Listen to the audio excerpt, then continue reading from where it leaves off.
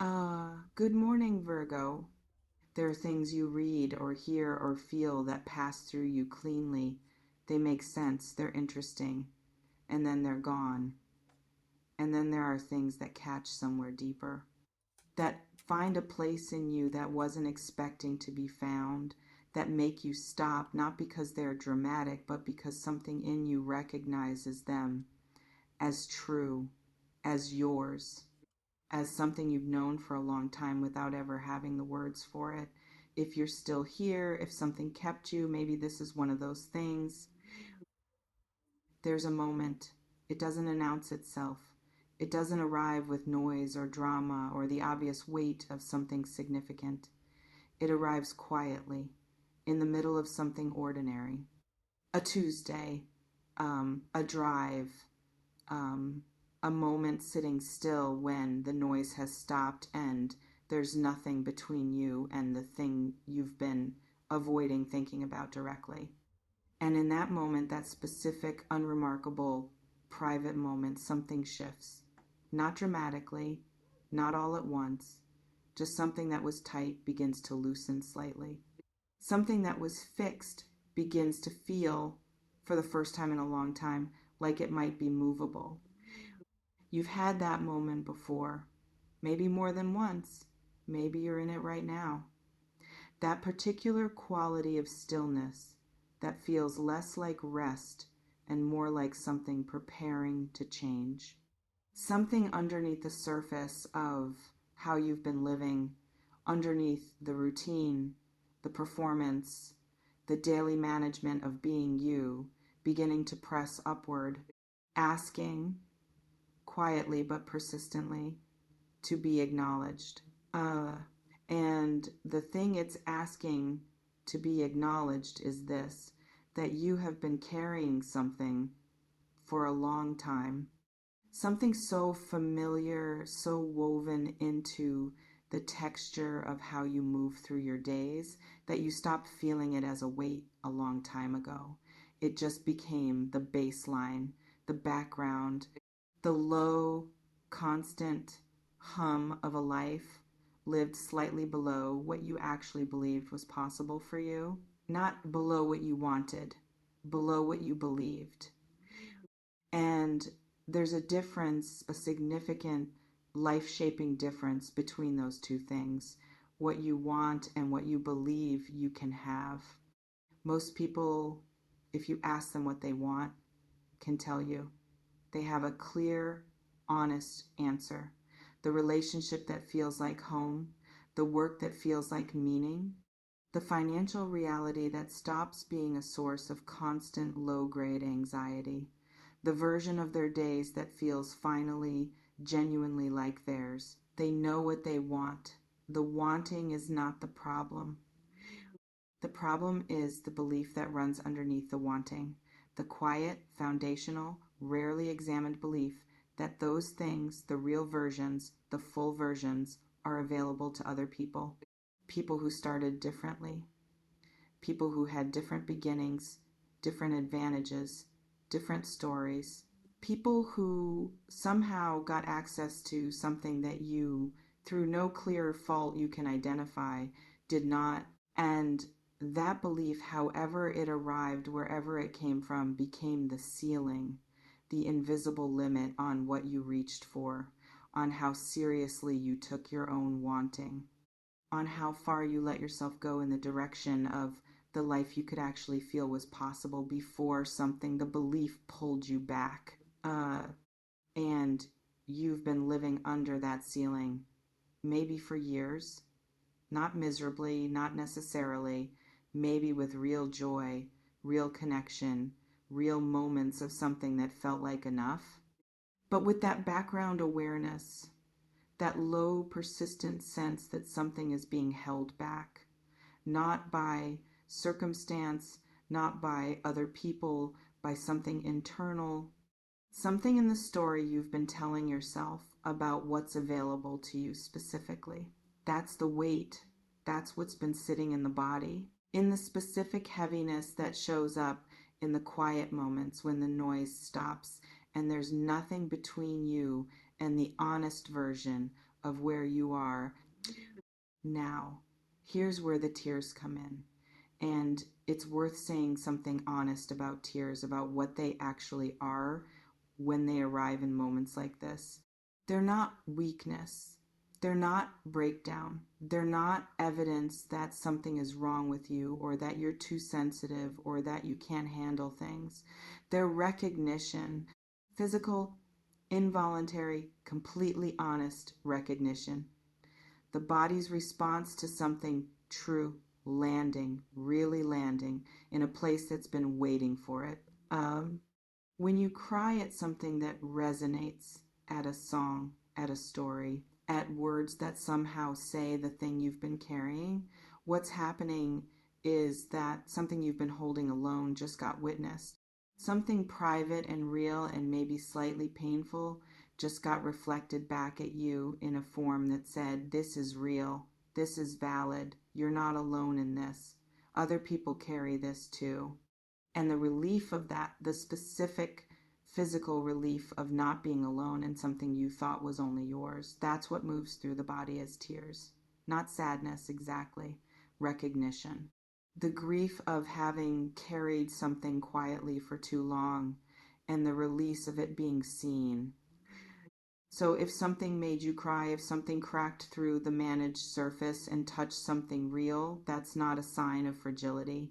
That's a sign that something true found you. That the part of you that's been living underneath the performance, the part that knows what it actually wants, that feels the weight of the ceiling, that has been waiting for something to finally say what it's been feeling got reached. And getting reached, really reached, in the honest place is where everything starts to change. Because here's what actually changes a life. Not a plan, not a strategy, not a list of habits to implement or behaviors to adopt or external things to acquire or achieve.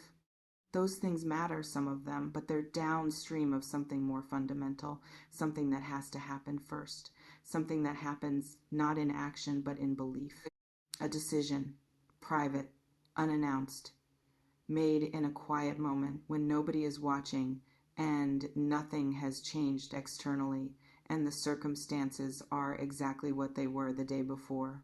The decision that you are no longer going to treat yourself as someone who deserves less, not loudly, not as a declaration, just internally, in the place where the real decisions actually get made, a shift from the version of yourself that accepted the ceiling as real, as fixed, as the honest limit of what was available to you, to the version that looks at it and thinks that was a belief, not a fact. A belief I inherited or absorbed or built from the specific things that happened to me. And beliefs, unlike ceilings, can change. That moment, that private, undramatic, enormously significant moment is where everything that comes after begins. And what comes after is this. Not that the world changes overnight. Not that everything becomes easy or that the things you want arrive immediately, but that you begin to move differently toward them. Because what you believe is possible for you determines what you notice, what you pursue, what you allow yourself to take seriously, what you walk toward instead of past, what you let land instead of deflecting before it can reach you. When the belief shifts, when you stop living as someone for whom the full version of the life is for other people, you start seeing differently. Opportunities that were always there start to register. People who were always around start to feel more accessible. The version of your days that used to feel distant starts to feel just slightly, but genuinely closer. Not because the world changed, because you changed what you were looking for, because you changed what you believed you were allowed to find. And that's the thing that gets called a changed life from the outside. But from the inside, it started with something much smaller, a moment of recognition, a quiet decision, a belief that loosened its grip just enough to let something else in, something that had been waiting in the space between what you wanted and what you believed for you to finally close the distance. Now, the crying. Let's come back to that because there's something specific that happens when something truly resonates, when something lands in that deep, honest place that's worth understanding. It doesn't just feel like sadness. It feels like relief and grief simultaneously, like something being released and something being mourned at the same time.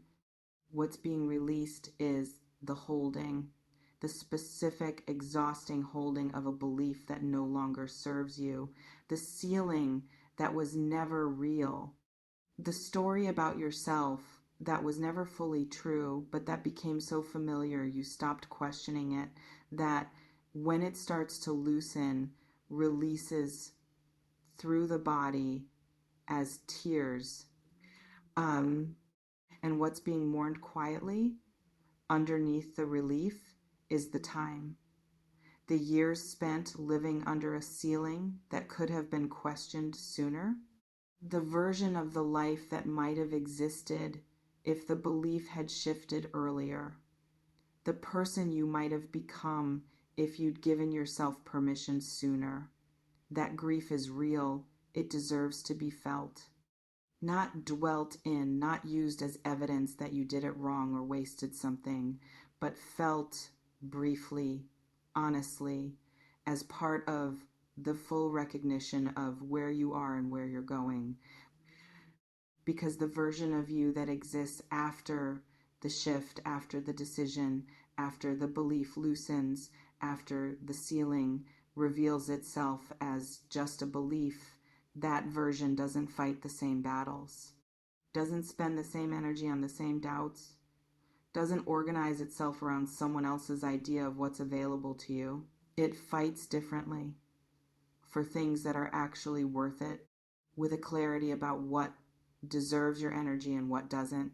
That comes only from having looked at yourself honestly and decided something has to change. Not out there, in here, in the story, in the belief, in the quiet foundational way you've been treating yourself as someone for whom the full version of the life was never quite meant. It was always meant for you. That's the thing that lands in the honest place. That's the thing that moves through the body as recognition, as tears, as the specific physical relief of something true finally arriving in the place that needed it most. The full version of the life, the relationship that feels like home, the work that feels like meaning, the mornings that feel like yours, that was never reserved for other kinds of people. It was always available to you. You just needed to stop believing otherwise. And maybe quietly in this specific moment, you just did. That's where it starts. Not tomorrow, not when things are different. Here, now, in the shift that just happened, however small, however quiet, however unremarkable it looks from the outside, that's the moment. That's always been the moment, the one that changes everything after.